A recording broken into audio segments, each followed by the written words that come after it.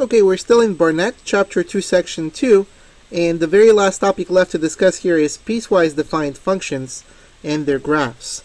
So, probably the most popular piecewise defined function is absolute value of x. And if you remember, absolute value of x is defined as such. Here's the definition that I'm rewriting for you. This is negative x if x is less than 0, and positive x if x is bigger than or equal to 0. This is actually missing an equality sign there. Okay, why is it defined this way? That's the first thing to ask ourselves, just as a review here of Algebra 2. Well, the reason it's defined this way is because absolute value represents distance. Remember, it represents how far away you are from the origin. So if I say absolute value of 3, what I'm really asking you is how far away from the number 0 on the real number line is the number 3? And your answer would be, well, it's a distance of 3 units. So this is positive 3. But likewise, had I asked how far away is the number negative 3 from the origin on the real number line, your answer would have still been 3 units. Right? Because the number negative 3 is also 3 units away from 0, as is the number 3. So this would also be positive 3. You see, because absolute value represents distance, it always has to be positive. Thus, if our input, our x, is negative, putting a negative sign in front of the output guarantees an overall positive output, just as the case with negative 3. The input here is negative 3. If we say the output is negative of negative 3, then we will get the true output of positive 3. That's why we define absolute value as such. And, well, this function is defined by different rules, right? We have two different rules for different parts of the domain. When the domain is the number is less than 0, and when the domain is the number is bigger than or equal to 0. Functions in general, whose definitions involve more than one rule, are called piecewise defined functions, right? Piecewise defined functions, or just piecewise functions for short. Piecewise functions. You might encounter that term more commonly. Piecewise functions. So, how about graphing these? Well, graphing one of these functions involves graphing each rule over the appropriate portion of the domain. You already know that the graph of absolute value of x looks like a V. We did this earlier in the section. It looks as such. And the only reason that we get this graph is whenever x is bigger than or equal to 0, right? To the right of the y-axis, in other words, you're graphing the line y equals x.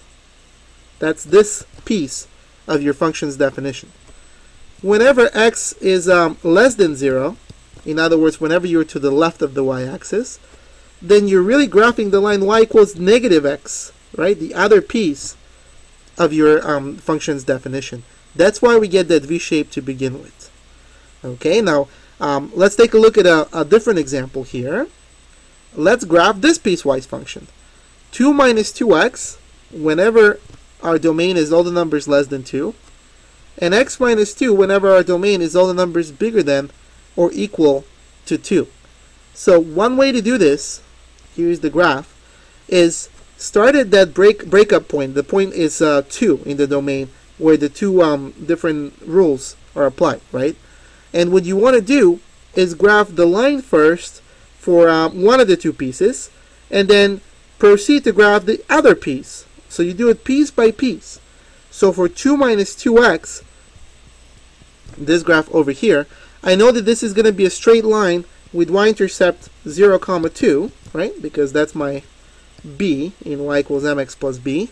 And the slope is going to be 2. So I go 2 units down, 1 unit to the right to generate another point. And I graph my line, but I'm very careful to end it at 2, whenever x is 2. Okay, that's where it ends. And because this is strict inequality, this is an open circle. We don't actually fill in this value. Then, once I've graphed this piece, I go ahead and graph the piece x minus 2. I know that that's going to be also a straight line with y-intercept of negative 2. That's the b in y equals mx plus b. The slope is 1. So what I'm going to do is I'm going to go 1 unit up and 1 unit to the right to generate the function. But notice, if I were to start here and graph it, right, I would go 1 unit up, 1 unit to the right, 1 unit up, 1 unit to the right. I'll get this point and that point and create a line. However, the restriction on my domain is that x has to be bigger than or equal to 2.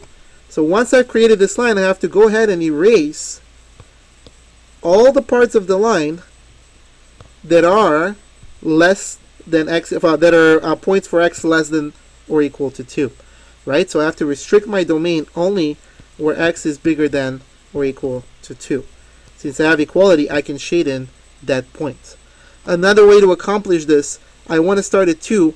I could just plug in 2 for x and get 2 minus 2 is equal to 0.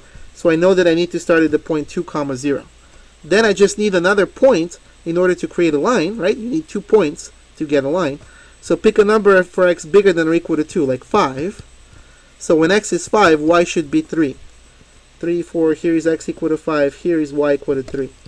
And then I can connect those two to get this piece of the graph. So whichever method works better for you, stick to it.